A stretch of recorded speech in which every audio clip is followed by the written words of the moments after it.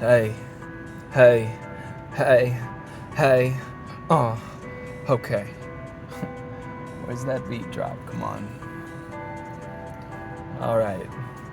I'm gonna call this a poem so I can stop thinking and just start writing. When I look at the world and all of its problems, it's been historically easy for me to write it off as an insurmountable problem. And even today, tackling the beast of our modern social structure feels like I'm aiming a squirt gun at the sun. The game a bully plays is not only being larger than the others around him, but making those around him feel powerless and small. And there is no bully in the history of the world so strong as the modern-day monetary caste system. A bully is a miserable creature. Bathing in his vices, he supports his illustrious lifestyle of overindulgence by feeding on whatever fruit lies in the garden at his feet. Even if his gluttony may deprive another from seeing the light of day on the morrow, 99 for him and 1 for you is his way of life, and the modern capitalist system makes this philosophy viable on a worldwide scale. The bully has but one weakness, and that lies in the fact that no matter how large his stable of slaves may be, he will always be desperately alone.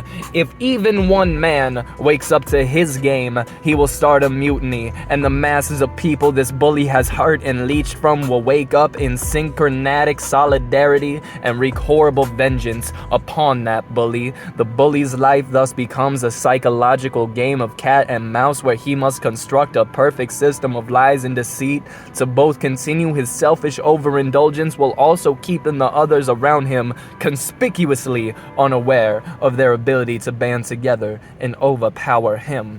Of course, he can't do this alone, so he must create a coordinated system of bullies called a secret society, mafia, party, creed, cult, or whatever politically correct cockspit term they concoct to hide their true nature.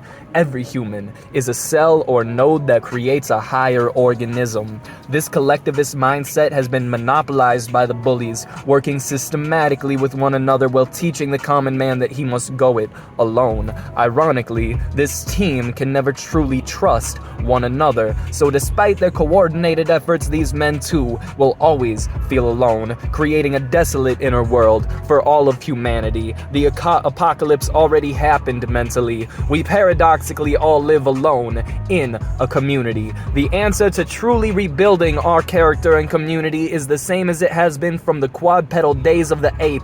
Reject the bully mentality by banding together and driving him away fearlessly. In order to do so today, you must recognize exactly the methods and tools the bully uses to solidify his position of power. Let's go into specifics, chapter by chapter, but in order to absorb this information, you must absorb and accept one undeniable fact. The bully taught you everything you believe to be true, and in order to see through the illusions, lies, and deceit, you must put your ego aside and re-enter the world as a student. If you had nothing to learn, you'd be writing these words, and understand that I am a student as well. I'm no omniscient God, and every human I've ever spoken to has taught me something new. You must absolutely view your mind like a tree. You can be a tree that's beautiful and small, or ugly and spiky, but ideally you'd like a mind that resembles a redwood, growing every year that it lives until you've reached a level so high that nobody alive can comprehend the size or see the top.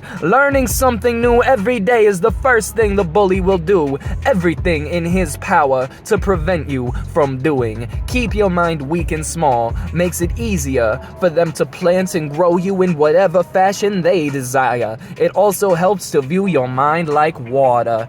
People love to admire the mind of a child, but their abilities to think, create, and absorb have nothing to do with age. A child's mind is birthed into a boiling pot of new information to absorb, and this allows their shapeable watery form to boil into wild vapors of creativity and fun, an instinctual state of carefree enjoyment in a world full of mysteries and adventure. As you grow older, your form is slowly poured into a mold of a statue.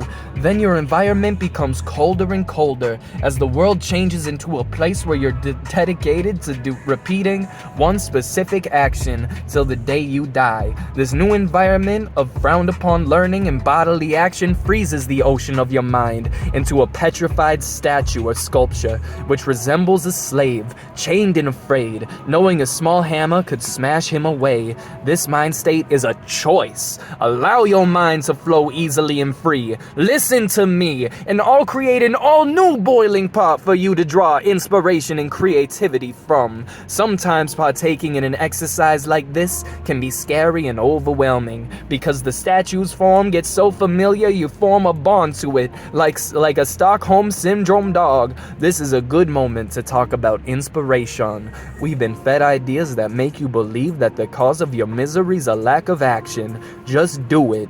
Pull yourself up. Go hard or go home. These are all verbal action phrases. This leads you to believe that actions lead to happiness and fulfillment.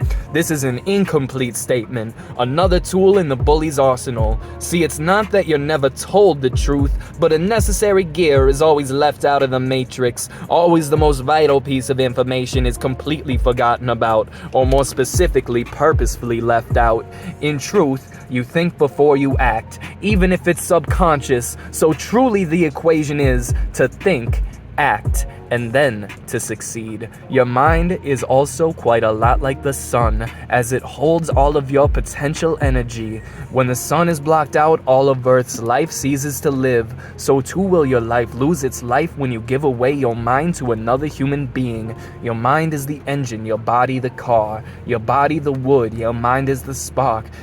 Your mind is the real tool you're forgetting about. Allow me to add some gas to your mind's gas tank with a bit of my poetry, and see if together we can't change a few things.